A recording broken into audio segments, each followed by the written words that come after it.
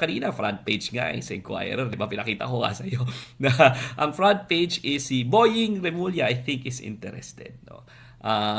It's definitely isa yan sa mga names na nagfo-float. Laila de Lima, ilang beses na na-float yung pangalan ni Laila de Lima, Boying Remulla. Wala pa ako narinig na iba pang matunog, no? Merong mga may mga ex-justices rin yata na interested, no? Pero ako, let's assess Boying, no? And let's all be fair, di ba? Politiko yan. Marami nagsasabi na kala ng tao, mamamatay na siya nung namayat, di ba? Namayat, tagal na nawala sa DOJ. Sabi nila, mamamatay na yata si Boying, di ba? Tapos, nung bumalik, guns blazing, di ba? Biglang yung mga Duterte, on trouble na, inalaw yung ICC arrest, dinepensahan niya ICC arrest. So, sabi nila, nag-aano na yata ito, legacy building na ito, That's a valid argument kung legacy building talaga, 'di ba? Ang gusto niya, kahit papaano may pedigree naman siya, no? Kung gusto niya magagawa niya. Pero syempre, marami rin kasing track record na past, 'di ba? And I'm trying to be honest and candid about it, 'di ba? Meron rin yang supposedly ng mga naririnig natin na link sa Pogo daw, right? Yung what do you call this? Yung Island Cove, di ba? I think are theirs before and naging Pogo Island na yon. And hanggang ngayon hindi pa naman nadidiscuss yung issue na yan kasi sinasabi protected daw by a powerful family, no? And nililink yan doon sa pamilya nila. So yan ang kailangan i-consider ng mga appointing officials kung totoo ba yan or hindi. Hindi ko naman alam, hindi naman ako previous information, pero these are things na clear accusations against the family that you can read in publicly available sources. That's one. Second is I've heard that interested tumakbo tong si John Vic Remulla for president, no? So kung very interested si John Vic na tumakbo for president, and I've heard na sobrang interesado daw na tumakbo ng presidente, ang question is magiging impartial and meron bang integrity at mape-prevent ba na ma-politicize at ma-weaponize yung Office of the Ombudsman for political ambitions of his family members. 'Di ba? Kasi alam mo pwede mong i-weaponize itong Office of the Ombudsman, yayariin yung mga lokal, 'di ba? Kung di ba kayo susunod, preventively suspended kayo, di ba kayo susunod, meron kayong kaso dito, 'di ba? So ang the last thing that we want is the Office of the Ombudsman will be politicized, will be used as a political tool, and hindi yun yung intention. Ang intention is the people's watchdog. It's not somebody else's weapon.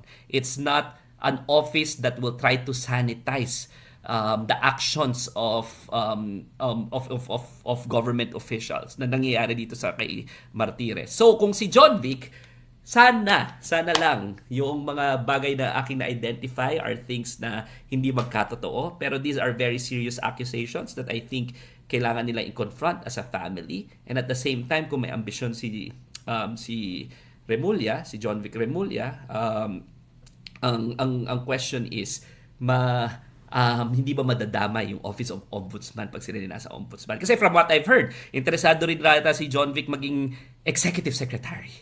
Parang gano'n parang hindi lang kontento sa DILG. So mag-executive secretary si John Vic, tapos ombudsman. So very powerful combination to use the awesome machinery of the state for his presidential ambitions. So yun ang takot ko, na baka kung si Boying, kung legacy game, baka naman totoo na gusto niya nalang mag-iwan ng magandang legacy. Sana yun yung mangyari. Pero kung gagamitin yung opisina ng ombudsman, delikado yun. And the last thing that we want is a politicized Office of the Ombudsman or a weaponized Office of the Ombudsman.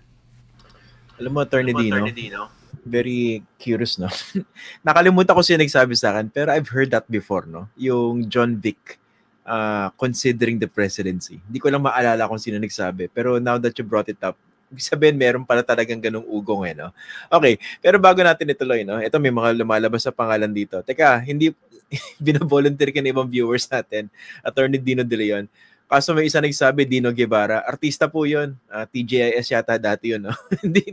Dino De Leon po yung kausap natin. Mulutang dito, pinapanggit nila yung pangalan ni former Senator Coco Pimentel. Sino pa ba? Former Chief Justice Maria Lourdes Sereno, Justice Carpio. What do you think of these names? Pati si Florin Hilbay. all of them are competent. The question then becomes, will they be appointed by President Marcos? Kasi ito rin yung naririnig kong mga consideration sa ombudsman, di ba? Siyempre, may mga nagsusumite ng mga pangalan, di ba? Magaling kung si Justice Carpio, kung tatanggapin niya pa, di ba? Wala tayong question dyan, di ba?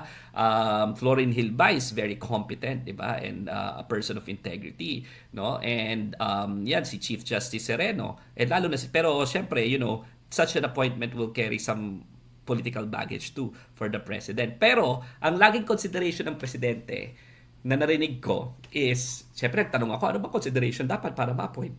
Ang tanong is, hindi ba nila kakagatin yung kamay noong nagpakain sa kanila? In other words, syempre natatakot din yung presidente na investigasan lahat yung mga opisyalis niya afterwards. At pati yung presidente mismo ng Pilipinas. Di ba? Again, sabi ko nga sa inyo, dahil powerful tong ombudsman, pwede kasi talaga siyang ma-weaponize eh. At saka nag-worry din kung medyo may alam naman ng presidente medyo maraming kalokohan siya at ang pamilya niya o yung mga opisyalis niya o yung mga bagman niya kung meron man, yari ka sa ombudsman. So kaya nga sabi, si Laila daw, kaya medyo out of the picture kasi natatakot sila baka pag si Laila yan, di ba? Baka sila rin kasama. Pero I think Laila is gonna be fair, di ba? So sa akin, kung wala namang silang hindi na, tsaka, di ba, limited rin resources ng ombudsman eh. Ang sigurado ko kung si Laila yan, katapusan na naman Duterte, di ba? Na kailangan naman talaga, di ba? Kailangan naman talaga. Kasi talaga maimbestigahan sila and yung prioritization, siguro naman, dapat sila talaga yung priority, lalo na sila yung immediate. Tsaka sila kasi yung nagbe-burning ng evidence eh. Sila kasi yung nananakot eh. Sila kasi yung papatayin yung mga witnesses eh. So talagang dapat sila yung focus, no? Apart from the fact na may history, no? Having said that, yung lahat ng mga names na yan, okay sa akin, no? Pero political consideration rin kasi Office of the Ombudsman. Kaya nga, feeling ko, ang lakas ng lutang ng Remulla kasi from what I've heard, malapit si Boying at si John Vic sa tenga ni President Marcos ngayon, no? After noong arrest ni Rodrigo Duterte, mukhang sila na ngayon ang nasa tenga ng presidente kasi para bang napatunayan nila na yung loyalty nila, no? And against sila sa Dutertes. Never mind na may history din naman sila na pinakasamahan nila yung mga Duterte at naging enabler sila ng mga Duterte. Never mind that. Mukhang nahugasan yun eh. As of now eh. Parang nahugasan yun at parang ang naging siste is sila yung malapit, no? I mean, to be fair to Boying, marami talaga namang new things. Better talaga rin naman yung justice system, at least yung DOJ, compared to, although mababa kasi yung bar, Vitaliano Aguirre, Miharto Guevara, na talagang wineporate yung justice system. Ngayon, hindi na masyado. Meron pa rin, pero hindi kasing lala noong dati. Tsaka marami rin mga good introductions itong si Boying Remulla sa justice system, including yung new rules, yung new National Prosecution Service rules, yung quantum of evidence required, medyo mas mababa na, medyo mas mataas na, para ma-make sure na hindi frivolous cases yung mga fina-file. In short, nababawasan yung pagka-weaponize ng justice system. Meron pa rin ako manahawakan na na-weaponize yung justice system, pero at least nagagamit na argument na hindi na yan yung intention ng new rules, no? So innovation yan under Boying. So marami rin namang changes under Boying, pero nakakatakot lang talaga. Nakakatakot lang na ang intention ba legacy building or yung kay John Wick. Very clear yan Very clear yan. And kung di ka naniniwala sa akin, I think kailangan din yung tingnan mabuti. Yung grapevine at yung mga recent developments at yung mga struggles dyan within the cabinet. Mukhang merong mga struggles na nangyayari at mukha talagang interested si John Vic magpresidente. Yun lang yung consideration. I think the president should take that into consideration. Having said that, siguro ang pwedeng ma-appoint na ombudsman would be somebody na wala na masyadong political ambitions. At wala ng political ambitions yung mga malalapit sa kanila. So I think that is the downside of Remulla. DOJ, no?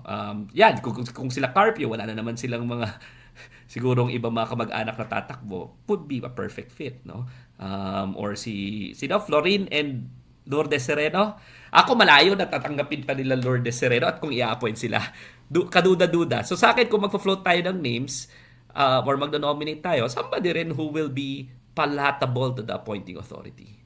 'Di ba? Kasi sila mag-a-appoint whether we like it or not. Sila yung nanalo somebody who's gonna be palatable to the appointing authority. And I don't think magiging palatable niyang sila Chief Justice Sereno no matter how competent she is. Or I don't know kung si Florin baka naman pwede. May mga naririnig ako na names na kino-consider na hindi natin makakilala pero nasa executive department, nasa Malacanang, mga USEC dyan. May mga naririnig ako, no? Even si Mike Aguinaldo, I think, was floated as a name, no? Would be good, and I think would be a very nice choice, no? Across administrations, ang serbisyo naman na maayos yan, no?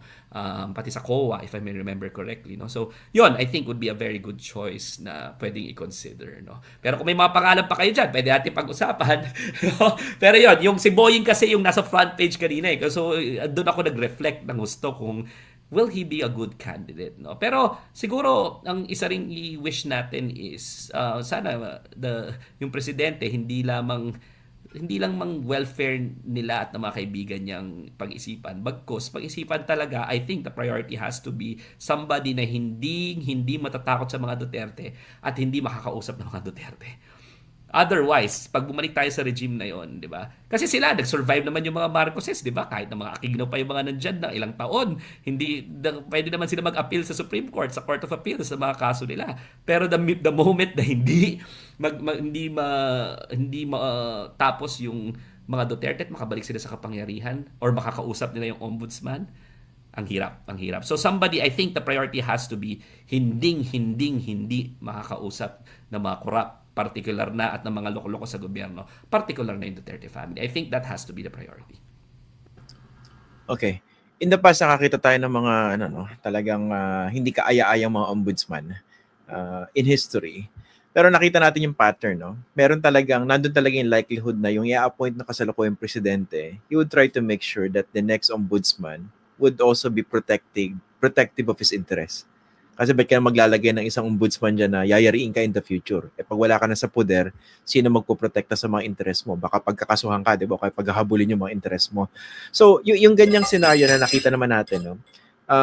Ano ba yung mga paraan na nakikita mo, Atty. Dino, na kahit pa paano ma-minimize siyang ganyang possibility?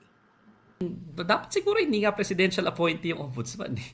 I'm not sure, no? Pero parang dapat hindi yata presidential appointee, no? Or apart from that, pwede kasing in other countries, di ba? Even yung mga justices elected or elected by not necessarily directly by the people, but let's say for example, members of the bar.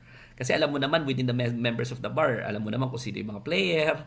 Ayaw mo rin naman ng ganon kasi kung kami yung nandun sa korte, tas player, tas hindi mo player, or hindi mo tao, ayaw mo kasi ng ganon as much as possible, gusto mo rules-based I would like to think so, na ganon pa rin, no? Pero syempre, marami pa rin corruption, no? So maraming mechanisms na pwede. I am uncertain whether yung wisdom na as if yung presidente, kasi alam mo yung presidente, apart from the ombudsman, meron pa yata yan, I think, around 4,000 other appointees. Can you imagine? 4,000 processing lang one appointment of na very important should take a lot of your time. 'Di ba? Shortlisting, vetting, kung gusto mo talaga ma-appoint, 'di ba? Lahat ng ilan na lang ang GOCC natin. Lahat ng presidential appointees, presidente, board members, ilan na lang ang secretary, undersecretaries, assistant secretaries, lahat yan presidential appointees. Ilan na lang ang mga general. 'Di ba? Lahat yan very important positions, no? Bakit pa dinadagdag pa yung ombudsman? Lalong-lalo na sabi mo nga and identify na naman yan ng lahat based on our practice na there can be a potential conflict of interest on the part of the president, no? So I think it has to be revisited by future members of the Constitutional Commission, whether the wisdom of the president appointing the ombudsman should still lie or should still hold true. There are other mechanisms, elections, or maybe shortlisting, or maybe no longer by the political members of our country. Baka nga members of I'm not detached from the idea na yung justices most probably will be the ones who will appoint an ombudsman. Pwede rin naman kasi hindi naman yung justices are not under the disciplinary powers of the ombudsman. Impeachable officers rin sila. So baka naman yun lang yung kaisa-isang appointment nila, 'di ba, na gagawin, which is the ombudsman. Because the ombudsman can investigate, 'di ba, all other officials, 'di ba? Or baka legislature, kasi at least yung legislature hindi rin naman nasa supposedly disciplinary authority ng ombudsman, although pwede mag-investigate pa rin yung ombudsman. Hindi lang sila ma-discipline, but definitely not the president. And kahit yung sa legislature, magkakaroon pa rin ng conflict of interest kasi afterwards nagpapalitan lang yan, governor sila. Di ba? So baka yung justices ng Supreme Court could be extort as well, na meron silang kaisa-isang appointment, and that is the ombudsman, apart from direct election by a select group of people who know how these things work, no? Not necessarily directly by the public. Or pwede rin directly by the public, actually. Baka that's better para at least yung mandate ng ombudsman coming from the people, not from the president na tatanawin pa ng utang na loob. At ayaw, kahit na hindi kakagatin yung kamay niya, isasabihin niya, may utang na loob ako dyan, hayaan mo na, wag ko nang kagatin yung kamay. Kakahiya naman. Diba?